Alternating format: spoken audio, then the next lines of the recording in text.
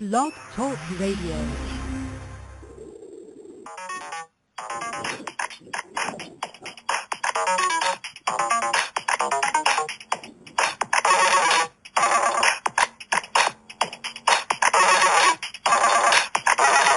Greetings, Stone Guardian, Crystal Keeper, Gin Lovers of Rocktown, welcome to There's a Rock for That!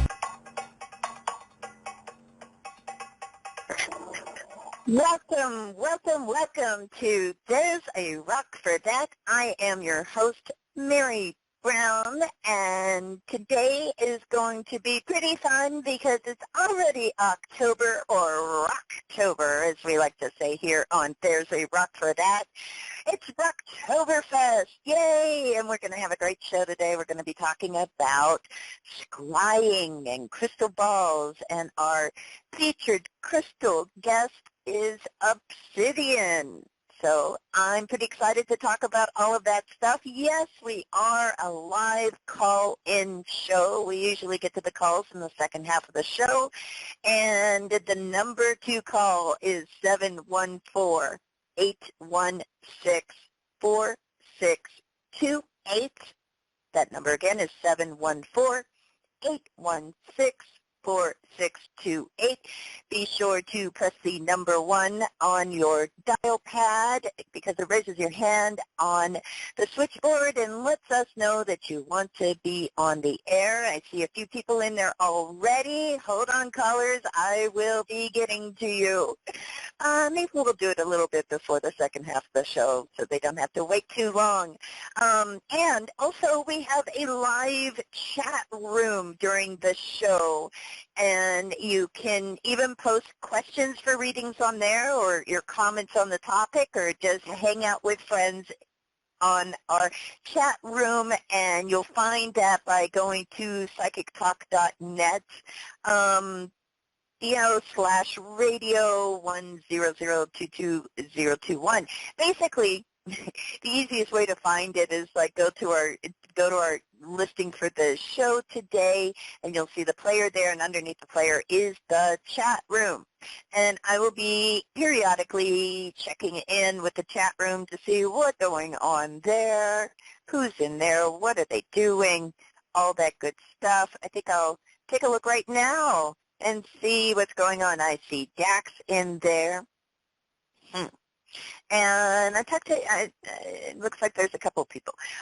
Anyway, so yeah, you can play along in the chat room, or you can give us a call, or even listen later in archive if you've got stuff going on today and don't want to miss the show. Okay, this show is sponsored by the Tarot Guild, the international organization for tarot lovers, students, and professional readers since 2004. Check out thetarotguild.com. Okay. And let's start off with the card of the day today. And this card I posted in our Psychic Talk Radio Facebook group. If you haven't joined the group, you're really missing out. You need to join the group. And we also have a page, like the page, join the group. You can find all of that by going to psychictalk.net/Facebook. And the card of the day I purposely picked, okay, it wasn't random, and I have these incredible powers to pick the same card that matched the show today, right? But all my other cards of the day are random draws. But this card today is the Obsidian card that comes from the Eternal Crystals Oracle cards by Jade Sky, with artwork by Jane Marin. And the Obsidian card, the message is about protection and the root. It's really lovely, like the write-up with this deck that comes for Obsidian, talking about it being a protective crystal, and that it is grounded, protective energy. And I would agree with that with Obsidian. We'll talk about Obsidian a little bit later. But some of the kinds of protection we're talking about are like psychic protection, physical protection, all that stuff. And, you know, there's a good point here, though, with one easy way, even if you don't have crystals, if you don't have a piece of obsidian, but one easy way to protect yourself spiritually from, you know, psychic attack, so to speak, is to surround yourself with positive people. You know, if there's somebody in your life who is draining you or being really negative, um, you can, carry a piece of obsidian, but also you might think about, like, how can I bring that relationship in alignment so that it is positive, or, is it time to drop the zero and stick with the heroes, right? So that's just some things that obsidian makes us think about. It is associated with the root chakra because it does help remove negativity, restores our energy, and again, gives you that grounding that we all need. So check out that card of the day by going to our Psychic Talk Radio Facebook group. I see Jason in the chat room too. Hello, Jason. So, wow, the switchboard is just lighting up here like a Christmas tree. But I do want to start off by talking about our featured crystal today, which is obsidian, as I just said. Drew the card of the day. And so a lot of us probably have seen obsidian or heard of obsidian. It's that glossy black stone. We call it volcanic glass. It comes in different colors. There's rainbow obsidian. There's black obsidian is probably what you'll find most frequently, but you can see it in gray and brown and even green obsidian. Sometimes it'll have a little bit of a white streak in it. It's kind of on the most hardness scale. It's a 5 to the 5.5. An amorphous type of crystal system, usually composed of volcanic, amorphous, and silicaceous glass. Can be kind of opaque and translucent. There's no fluorescence to it, though. And this is it's one of a number of glasses that have been used as gems throughout the ages, and really obsidian is probably the most common that has happened with. It's formed by rapid cooling of volcanic magmas, and found in many countries, and ranges in size from small pea-shaped pebbles to real big, thick slabs, which can measure like hundreds of square feet. And there's so many varieties. Like for collectors, you might hear them talk about banded obsidian, which can have a similar pattern to, like, say, an agate that we're used to seeing banding in. Onyx obsidian, it has sort of parallel bands in it. Snowflake obsidian is another one that you may have seen, and some people call that flowering obsidian. It has these little white patches of crystallized silica on it. And sheen obsidian, and that does display an iridescence because there's these minute inclusions in it that give it that iridescent kind of look.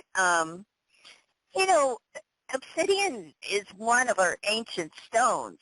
It's been around and has been used for a really long time, probably most famously associated with scrying, with Apache tears, too.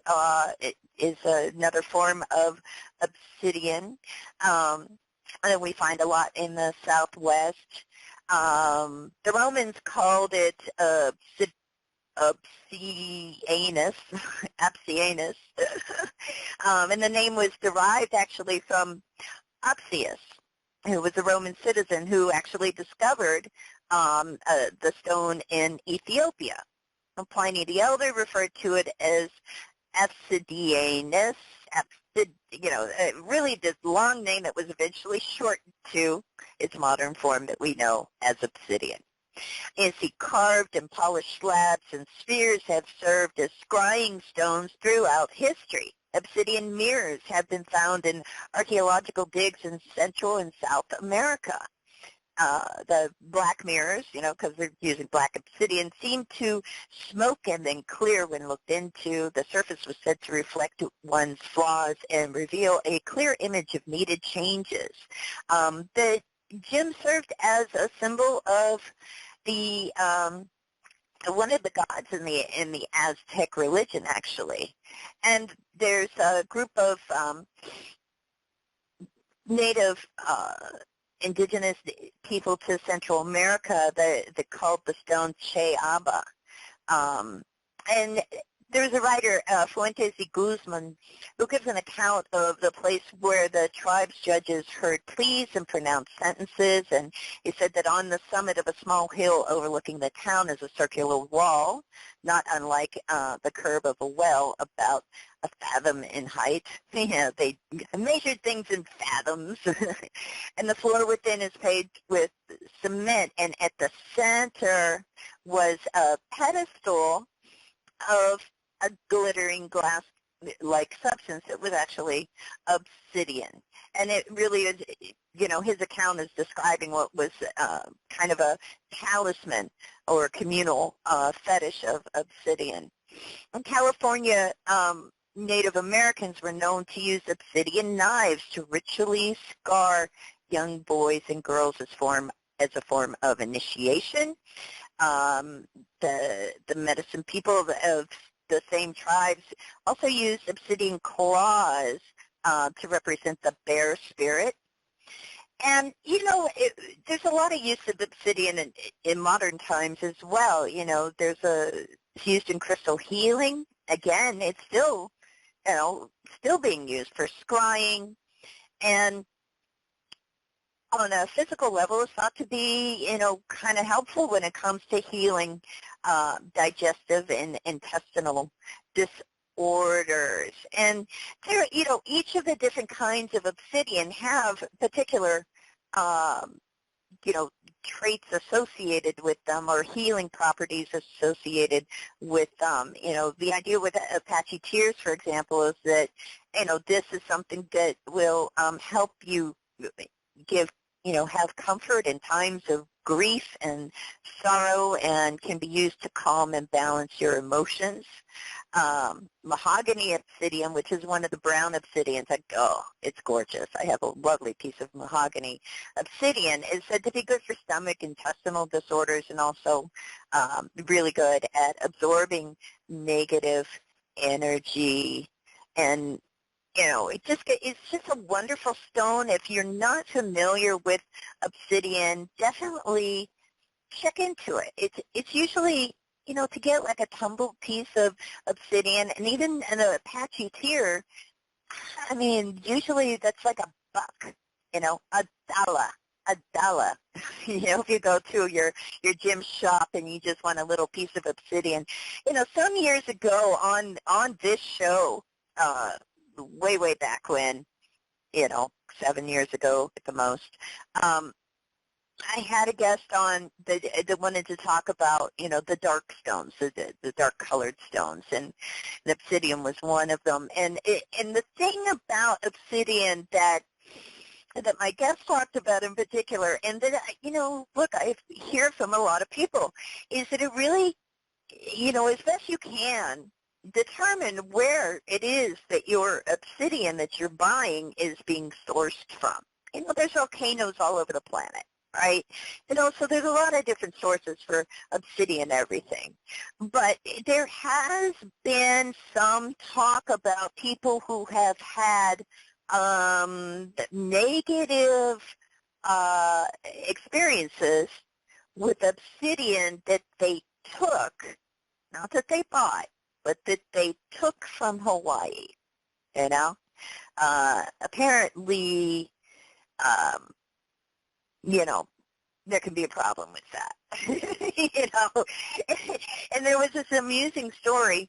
I mean, maybe it's not that amusing, but just a story of like I think the government in Hawaii getting so many pieces of obsidian returned to them through the mail of people that, you know, from the mainland and other countries and stuff, where people like walking around touring Hawaii, grab some obsidian, you know, from like, you know, a volcanic, you know, field in Hawaii and take it home and start having really terrible experiences.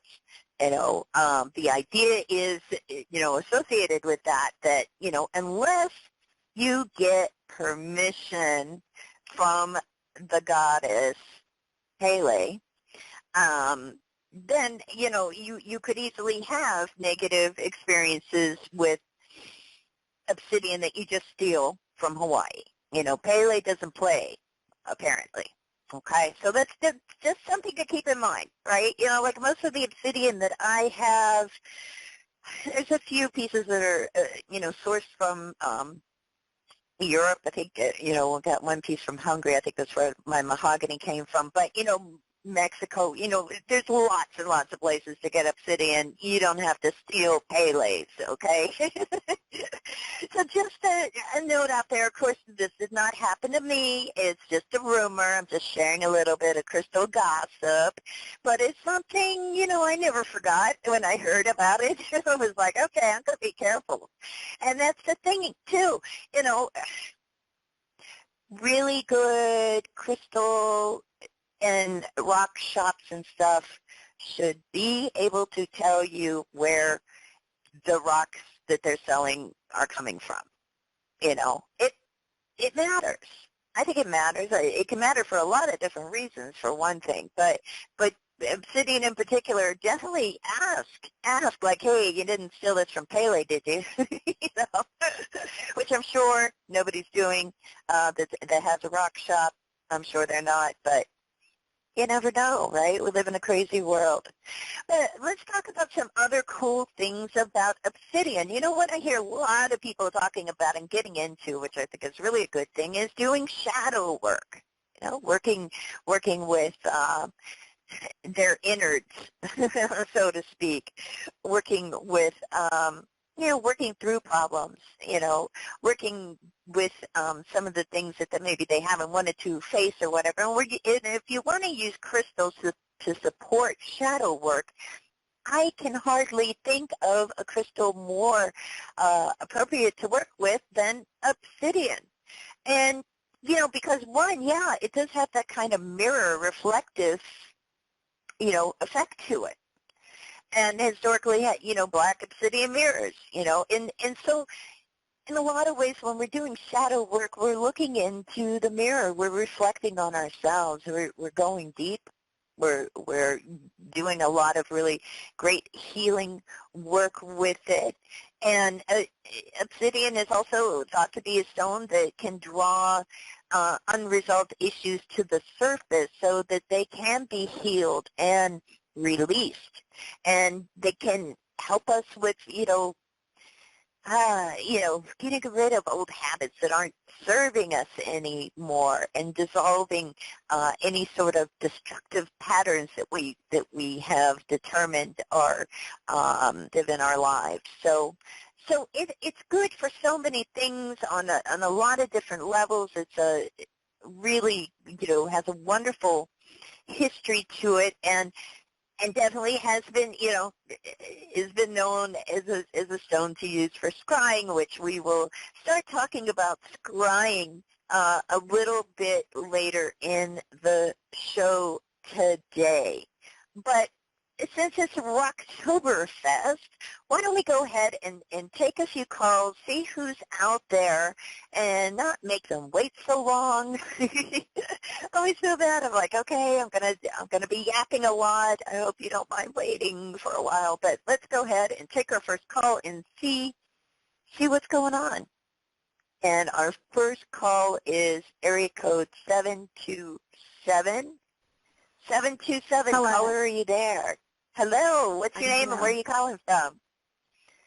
Lisa, I'm calling from Florida. Hi, Lisa. What do you want to talk about today? Yeah, I'm having some difficulty with some people, two people actually, online.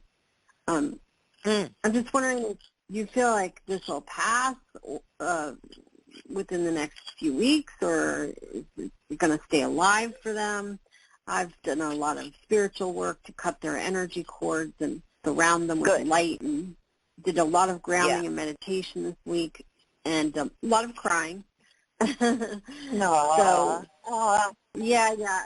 This person is not well in the mind, and they have some criminal activities, and they went to another person and told them some things I said that weren't so nice, in a private conversation, which was completely unnecessary, but it was a breach of my trust. And now this person that they told is coming after me in a pretty vicious way over hurt feelings. But this isn't, a normal reaction. This is like almost borders on a stalker.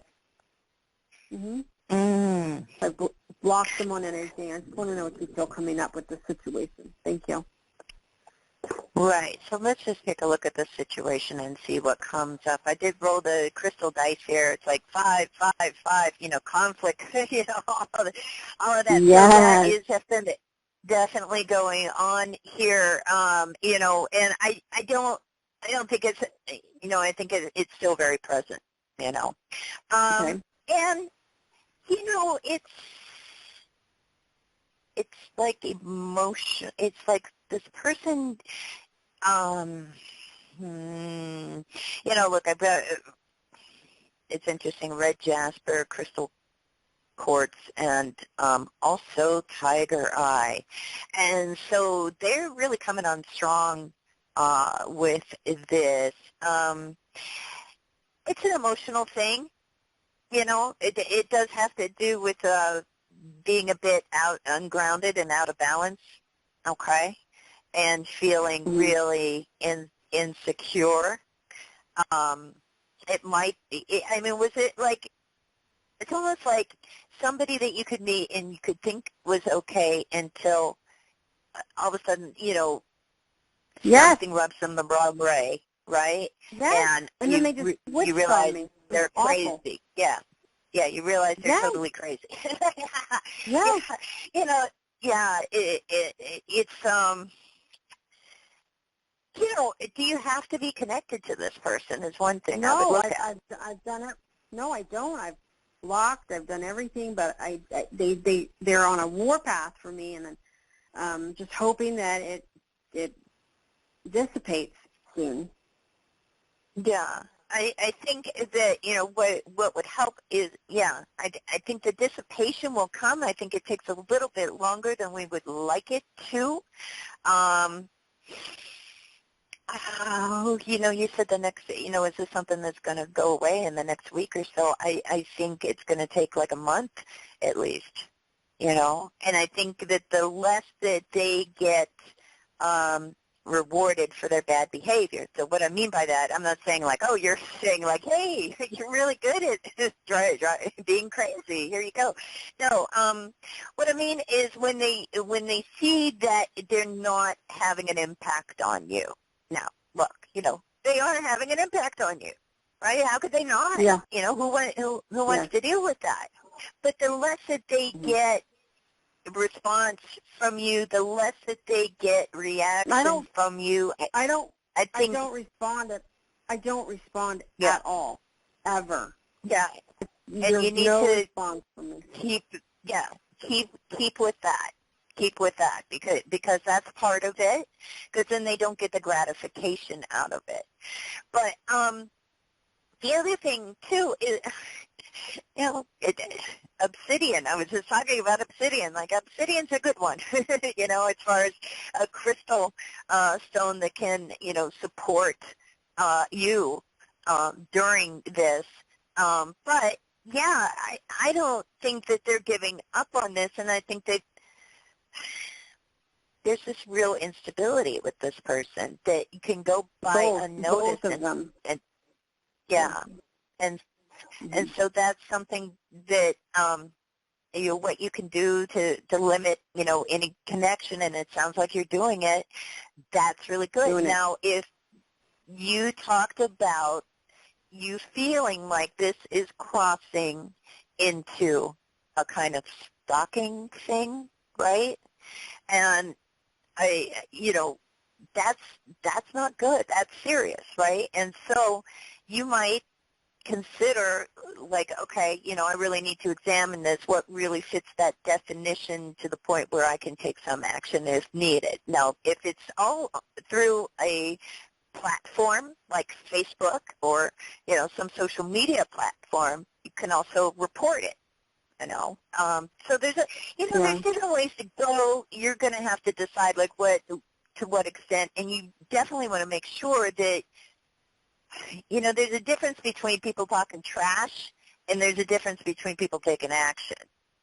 And if you have any sense or feel threatened that this is going into something more than that and it's real flat-out bullying, I would definitely consider your options for protecting yourself, which would include reporting it and maybe even like more officially reporting it outside of social media if these are local people to you. Yeah. I mean, you think it's going to get to that level where I have to take action, or you think? I don't think it is. One of them has completely stopped messaging me, and I sent them do not contact. I know people say block, but I'm not blocking because I would like to keep a paper trail on this, and I would like to have something to show the judge if I'm being harassed. So I'm not changing my number, and I'm not blocking. I have said do not contact me 5 times. One of them has stopped messaging me. The other one is continuing. Good. She has some level of a corporate job, and I could put a restraining order and let the job know that I'm being harassed by one of their workers. So that's a bit of a threat to her. I mean, I don't plan on going that far, but if they push me, like if they're harassing me for another month or 2, I'm going to have to do this, Right. I'm seeing like a 4-week time frame before this levels off. So the one that stopped contacting you, good. The other one, not getting the message. That one has pretty criminal behavior. She has some criminal stuff going on, and that's not great. That's why all this started. And I don't. Yeah. I want to. Yeah. She's very unstable.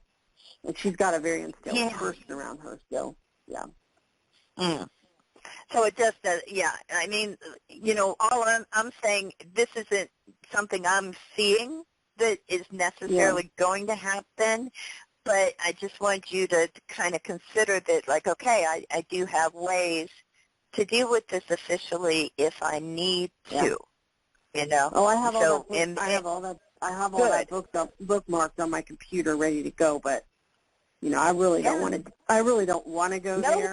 They're not gonna. Nobody. No. Nobody really wants to.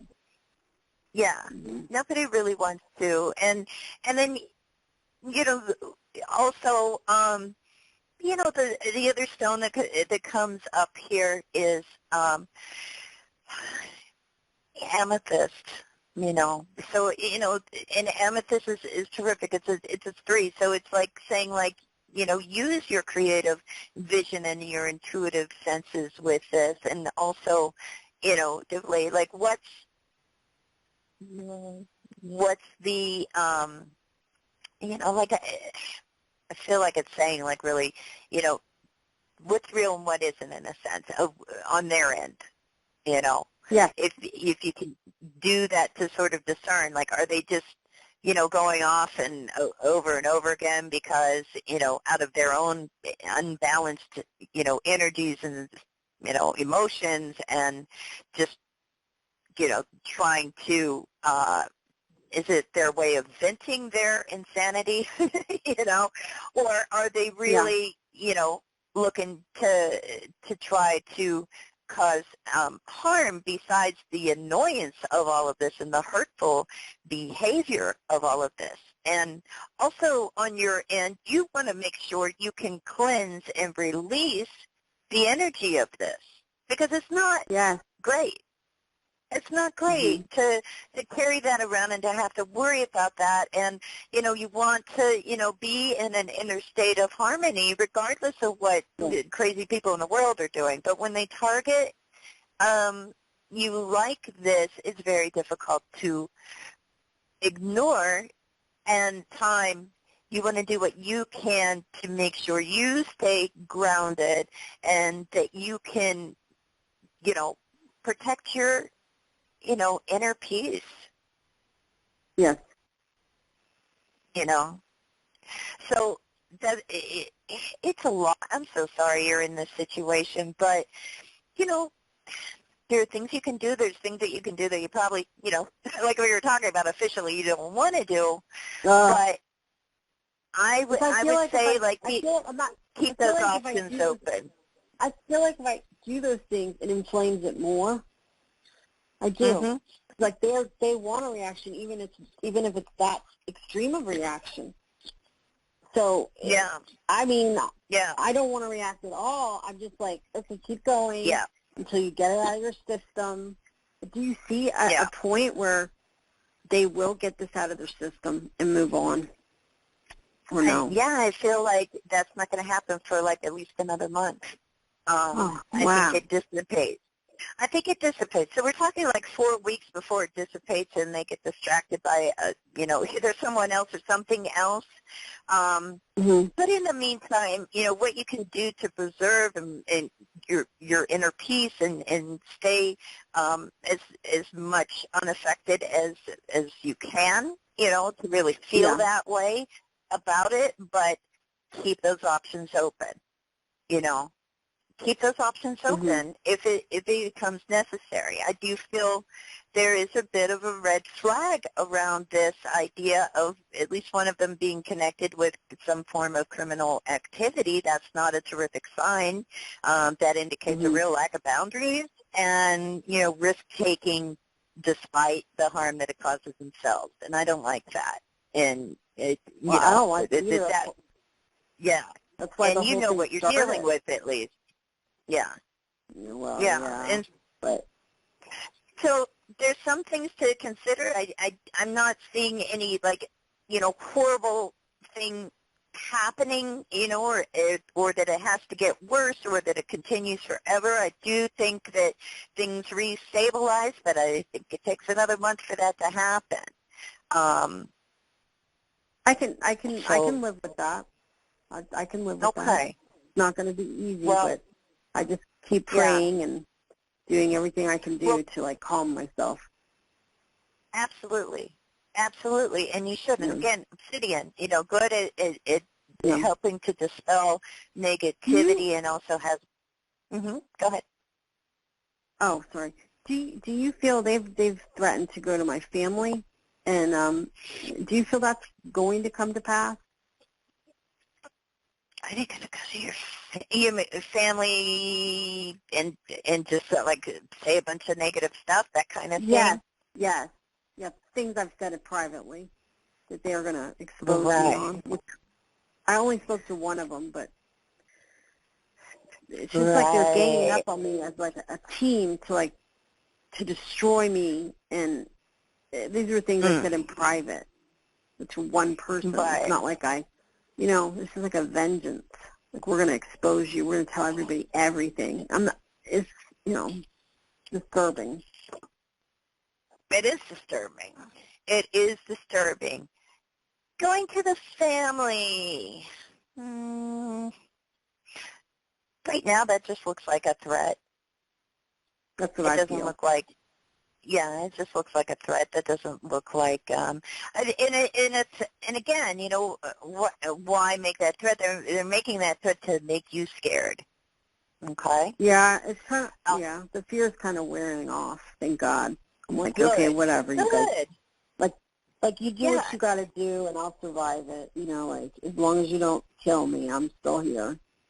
Yeah. It's gross. Yeah, and I think it is.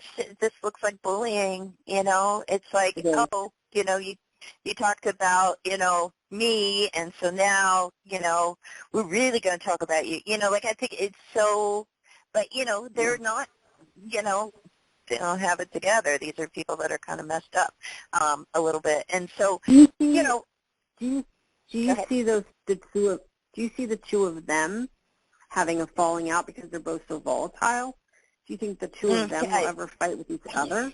I think that's entirely possible. I do think that's entirely possible, but I don't think that it would necessarily be something that would happen in connection to all of this. But yeah, the volatility, absolutely. That makes it possible. They're kind of acting like two peas in a pod right now. Yeah. But there could easily be something that can fracture that because it's not really a strong, it's not a unified front between those two, you know. Mm-hmm. And, you know, it's like this is interesting. It's like they're both also like kind of real, you know, self-absorbed people, you know? Yes. And so there's more loyalty to themselves than to each other. So it's a weak union, you know, a weak union of weird people. Somehow they'll be like, I keep hoping that they'll like break up and one of them will become tender-hearted towards me and then rat the other one out, or like, I don't know, I just feel like I wish something would change with this where I could, right, you know. Well, okay. So look, you know, one thing I would, no, you don't. Look, you don't sound crazy per se, you know, like, but I think the other thing is like, okay, so wishing that they, you know, have a falling out with each other and hoping that, you know, it's like pull that energy back. Pull that energy back from those people. I mean, that's really, your energy. Don't keep sending it. I know. I just want it to end, and I keep having fantasies of all the different ways it can end because, like, maybe she'll get arrested because of all the things going on around her. Maybe this other one will get embroiled in some situation where her focus will go off me. You know, and I'm like, come on, universe, put them in another direction, please. Maybe a volcano will erupt, you know, like, you know, it's like I get that, but then also you're feeding the beast, right? You know, because you did the cord cutting, right? You know, you said you did some, you know, psychic work, some cord cutting. Maybe you brought in Archangel Michael. You might think about that if you haven't, with the big sword, cut the cord, you know. But look, all the cord cutting isn't going to help if you keep reestablishing the cord in your thoughts and energy by thinking about what are they doing. Do you know what I mean? It's so hard. It is very. About it. I know. It's very hard, but you have to think like, okay, you know, I'm doing this for me because I don't want to be, I don't want to give them that power to infiltrate my inner sense of peace. And so what I'm going to do, I'm going to shut them out. Now there are other, you know, okay, so like here's you know, there's other different things that we can do to kind of help us with that. And one of them is like taking the technique from my friend Melinda Carver, where you write down their name in lemon juice on a piece of paper, and you stick it in the freezer, and you say, that's it, they're frozen out.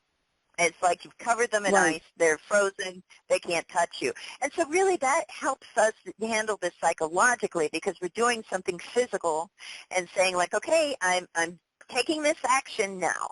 I've done it, and that's it. I got to stick with it. And so it is self-discipline as well. And especially if one of them keeps messaging you, you don't want to block them. Why? If you're going to block them. Otherwise, you're leaving an opening. That's what I would say. Okay. I guess that's what I did say. I guess, you know, I keep it for, like, if I need to get a protective order where I can show the extremity of this person continues on. I will never ever respond. But I'm just saying, I can show, like, okay, I asked them to stop contacting me, like, a month ago, and they've left me 400 messages, Your Honor. So can you please let them know not to do this anymore? Like, can I get my restraining order? Print it off, you know, write it down, have your evidence of this handy, screenshot it, whatever you have to do. Take pictures of your phone with another phone or something. But yeah, you know, have all of that, everything that you would need to show what has been happening, but break the connection between these people and you for real, because this is not, this is toxic. This is toxic. And even if one of them turns around and says, like, oh, okay, well, I don't like so-and-so anymore, but I decided we weren't fair to you and let's be friends, it's like, what? Why? You already saw what this person is like. They showed you. Believe people when they show you who you are, who they are, rather. You know what's crazy? I was meditating yesterday, and I had a feeling that was going to happen, where one of them was going to try to come back to me as a friend again. I had that feeling. Yeah. Hey, with friends like that, who needs enemies? Are you getting that feeling too? Yes. I'm getting the feeling right? that there's, and the feeling I get about it is game playing, Yeah. And again, break it. Break the connection, cut the cord for real this time, and also take the practical steps on your end to protect yourself, work on your inner peace, work on not connecting to them in your head. And when we wish for something, we're throwing it out in the universe, but the universe may not always interpret exactly what they're saying. They're like, oh, you're putting your energy towards these people, you still want these people. It's like, no. God, no. No, when do you see that around, like, the holidays? Because I kept seeing her getting tender-hearted around the holidays and wanting to be friends again. And I'm like, no. I think the best time for anything like that to shift would be a month from now. So sure, that puts it in the holiday time frame. But anyways, I got to go. I hope that was helpful to you. And, this is a monthly show. We do it the first month of the first Saturday of every month. So feel free to call back and we'll check in again on this. But for now, really cut the cord. Yes, I will. That was great advice. I'm not that good at cutting this mind, like, this is a lesson for me to stop thinking about it, stop engaging energetically, because it's so, there's so much trauma, and my body shakes sometimes from it. I don't know how to turn it off. I'm trying to learn. Yes. Look, it's we talk about all these things like they're so easy to do, but every time you've got to do this kind of work, it requires effort and practice, and to keep trying and to make it your intention and to stick with it. Make a vow to yourself and say, I've got to hold myself to this vow, because if I don't, how am I being authentic if I can't even, keep a vow to myself, So you got to, do that work on yourself, and you have to, develop, the self-discipline around that, because it isn't easy, but it sounds like it's pretty necessary in this situation. Okay? And bright blessings to you. I'm sending positive energy and ideas of having that inner strength your way. Yeah. And let's hope for the best, okay? Okay, thank you so much. All right. Okay, bye-bye. Take care. Bye-bye. Thank you. Okay. Well, that was, that was interesting. I hope if anybody out there that's listening to the show finds himself in a similar situation, that some of what we talked about will be helpful, and I'm sure some of you have had those situations before as well. And I hope we all send some positive energy towards that caller to help her find the strength to do the work necessary. All right. And look, I'm not like every other call-in show out there. When it feels like an emergency like that, I'm willing to take the time and see what we can do to examine and dissect and help find solutions. So, but, we blew past the bottom of the hour, so let me just real quickly let you know what's coming up on the Psychic Talk Radio Network. We've got a great lineup this week, and our next show is going to be Monday, October 4th at 11 a.m. Pacific, 2 p.m. Eastern. It's the Wisdom of the Soul Show with your host, Janice Fuchs. And then after that, it's Spiritual Guidance Radio on Friday, October 8th, 5 p.m. Pacific, 8 p.m. Eastern with Angelic Channel and healer Catherine Hahn giving free on-air guidance. And then I'll be back next Saturday on the Tarot Today radio show with my co-host Dax Carlisle. We will be doing tarot readings and open lines all show long.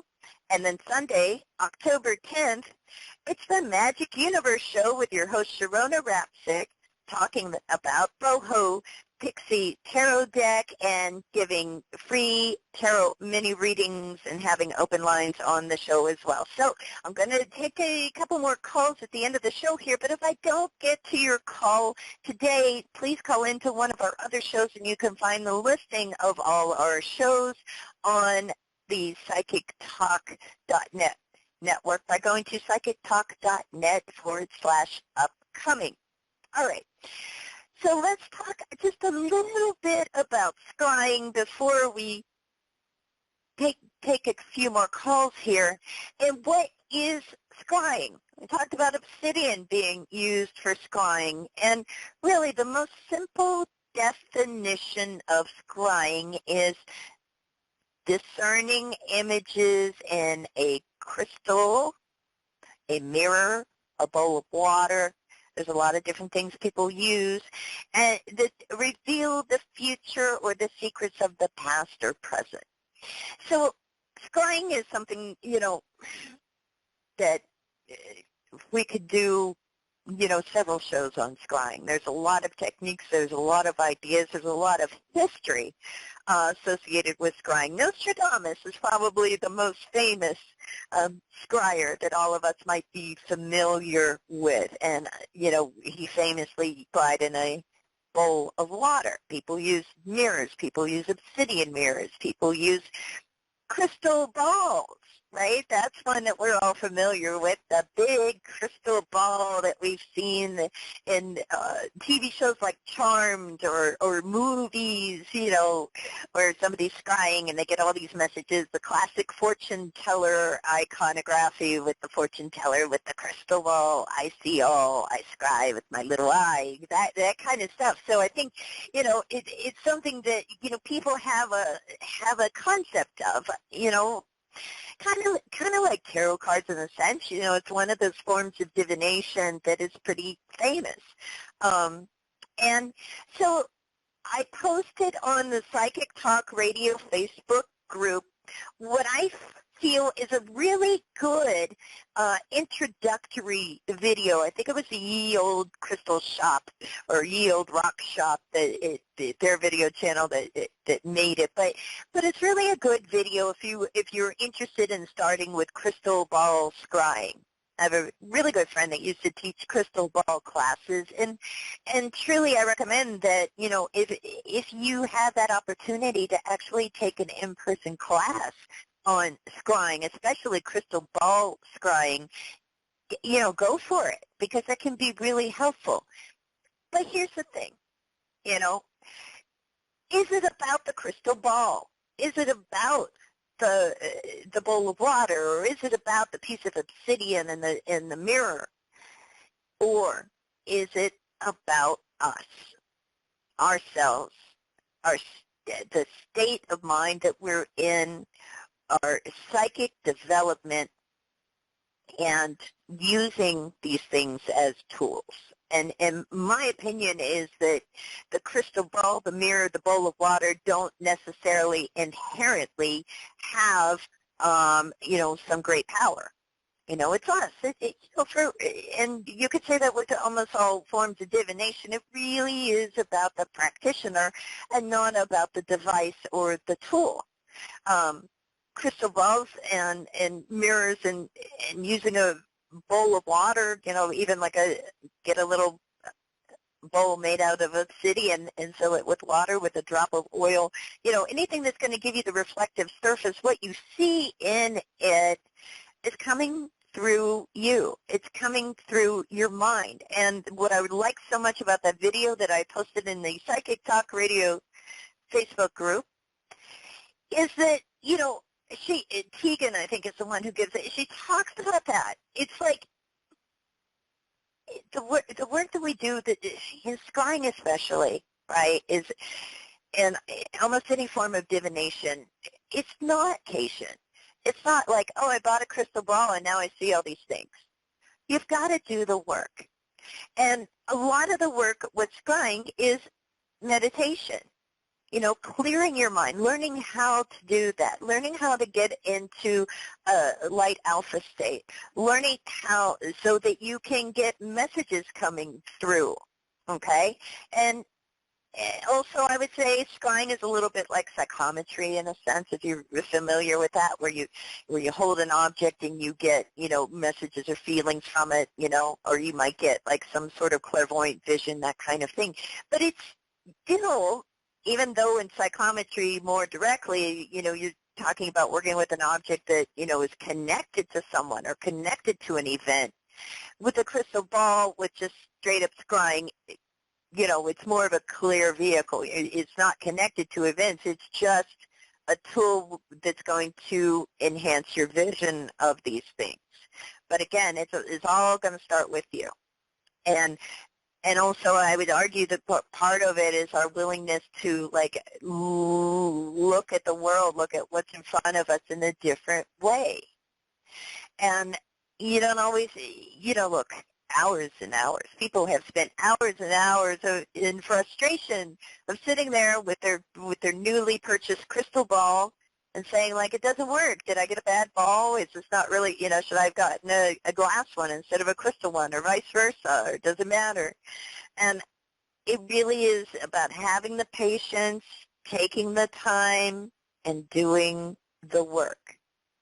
Otherwise, it's kind of like, if you don't put the effort into it, why would you expect anything from it? Okay? And I do feel that you don't have to be someone who considers themselves to be clairvoyant or sees images in everything all the time. No. You have to be somebody that's going to do the work, the meditative, practice, that is going to be willing to see things. And I think that it doesn't, Obsidian, historically, is one of the stones used for scrying. I've seen, people that really prefer, like, say, a natural, well, they're all carved into the shape of a ball, but, using a real crystal versus using a glass one, where most of the crystal balls you see on the market are made of glass for the most part. And crystal balls made from real crystal are rather expensive, So one thing you can do is start with the small one, the kind that you can hold in your hand, because that reduces the area of surface that you're looking at, and you're more likely to, if you start small, to start getting some good results. There's a lot of books on scrying out there. You can read a book. You can, I would say, watch the video and, see what she is saying in that, and that's a great starting place. But again, take a class if you can. Scrying is a wonderful, divination form. I personally am working on creating a scrying oracle deck, which I'll tell you about, a lot more in the future. But I just, don't get discouraged. Don't get discouraged if you, don't see things right away. And also, I have a firm belief in, it doesn't have to be even a crystal or a piece of glass, or, an obsidian mirror or a bowl of water either. I think that there's a lot of opportunities for scrying things in the natural world, in nature, with wood and plants and that kind of stuff. It's just a willingness to see things in a different way. And it doesn't always have to be, it's not like, what do they call it? I want to say like pareidolia or whatever, where, a lot of people have this, it's like the face on Mars. A lot of people, like, have this kind of, with humans through evolution, where we can easily see and recognize and even feel something about faces, like faces in a cloud or the face on Mars, et cetera. It's not that. You're not necessarily looking for faces. What you're just being open to seeing what's there. And like other forms of divination, or when we see messages, or even when we see repeating numbers, that kind of thing, relate it to what's happening when you see it. Relate it to, and even dream work, relate it to how it makes you feel. See what you can connect what you see to. Can you connect it to your current situation, or something that you were thinking about, or a problem you've been trying to solve? Can you connect it to someone or something that you know? You're not looking for faces. Maybe you see symbols. Maybe you see an animal, or maybe you see like a star, or, some symbol that you can then go a little deeper with and think okay, how does this relate to what I was thinking about when I saw it, what I was hoping to find out about when I started my scrying session? Always, work a little deeper and a little deeper. And rather than just getting a piece of obsidian and saying, okay, why isn't this showing me something? Okay. So, scrying is a wonderful form of divination. I think anybody can do it if they apply themselves. I don't think it has to be a high-level form of, divination like some people believe. But I don't think you get results unless you really apply yourself and be patient with it and practice, practice, practice, like so many other things. Practice, practice, practice. Okay, I am off my soapbox now, and I am, I think, ready to take another call. So before we have some time for a few more calls, I believe. So let's see who this is. For some reason, the switchboard isn't telling me anything about how long people have been holding on, but I think this is the next one. Hi, area code 703. Caller, are you there? Hello, can you hear me? Yes. What's your name and where are you calling from? My name is Andrea. I'm calling Andrea from Virginia. Andrea from Virginia. What do you want to talk about today, Andrea? I don't know. I mean, I'm going through a lot of stuff. I have to have some surgery, and then I'm looking for a new job, and I have a roommate that's now moving out, so now I have to find a new one. It's just been we're in Mercury retrograde, which is a lot of stuff. Wow. Where do we start?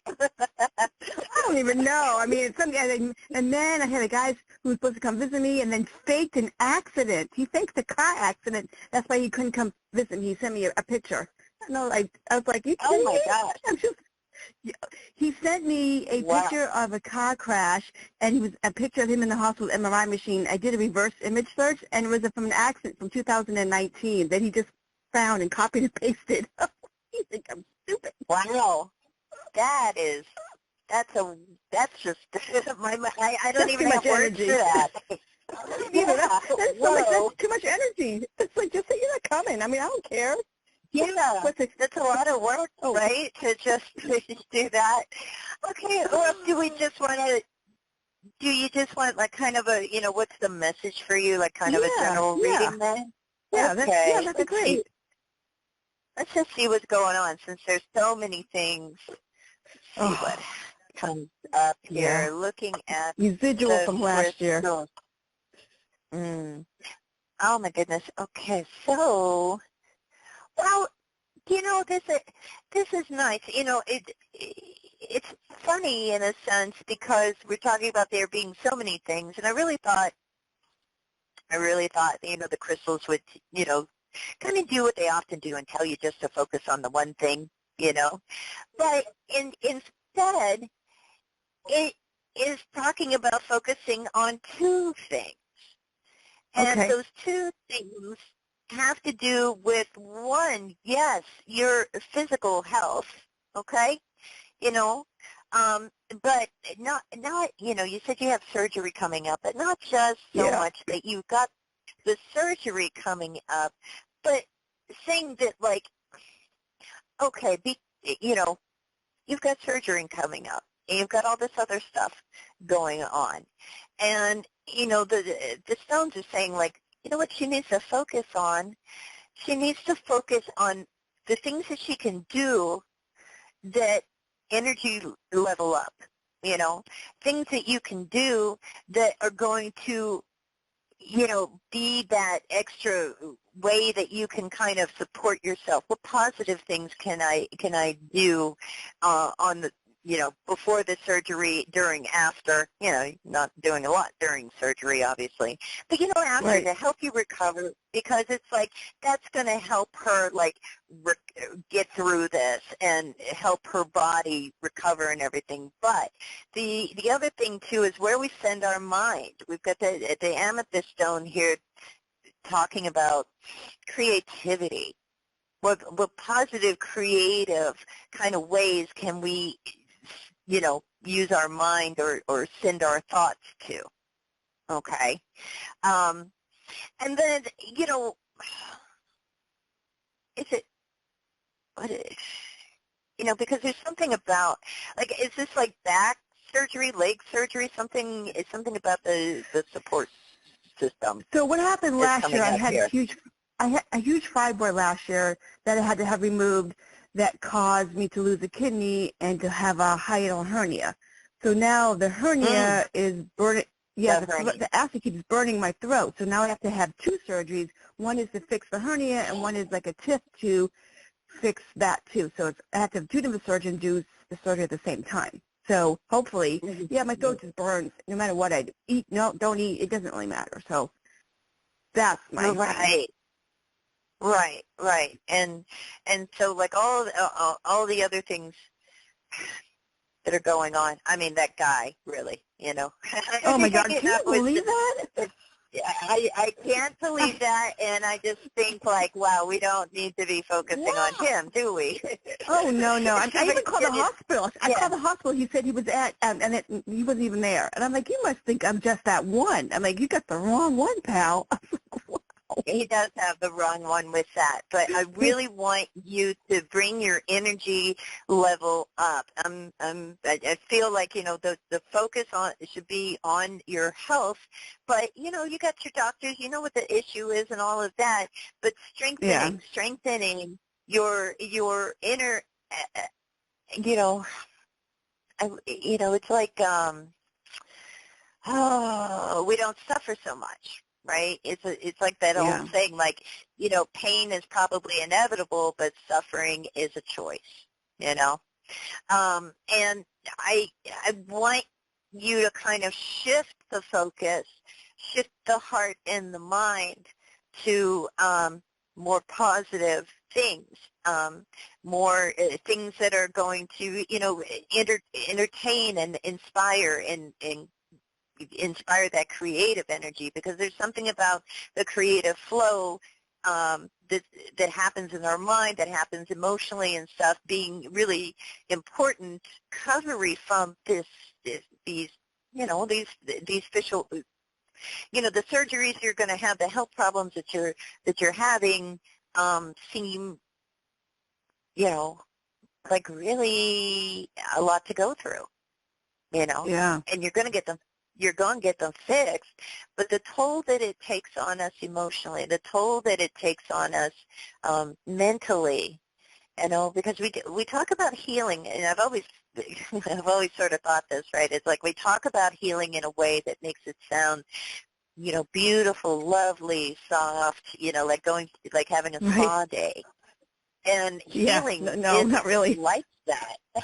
It is not like that, And so what you can do to kind of make it go easier for you, look for things that you can do that make you feel good, things that are positive, things that make you laugh, things that make you dream and think of, beautiful things. And maybe it sounds like really kind of silly advice on some level, but I think you're going to need it. I think it's going to really help in your recovery, and I think it's going to help before your recovery now, because you're not a surgeon. You can't just fix your hernia and all these things, but this is the kind of stuff you can do. You can affect how you feel, how you're feeling every day, where your thoughts are, so that you're not creating extra stress that's going to compound things and make the, healing process a little bit more difficult and slower.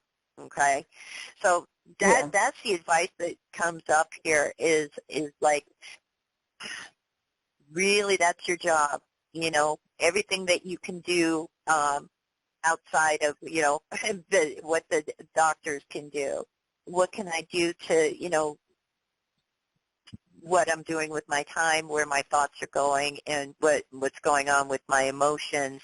I'm just going to make sure that I can support that. Have that kind of attitude and do those kind of things, even if it's like watching, a kitty cat video on YouTube that makes you go ah and smile and laugh, things like that, because it raises your vibration.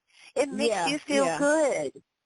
Okay? Yeah. I actually make some TikTok videos because I do some music and sign language, and people will be like, "Oh my God, that's amazing!" And it just makes my day, because people like that just it makes my day. Feel good. Yeah. Yes. Yeah. So it's a feel good thing.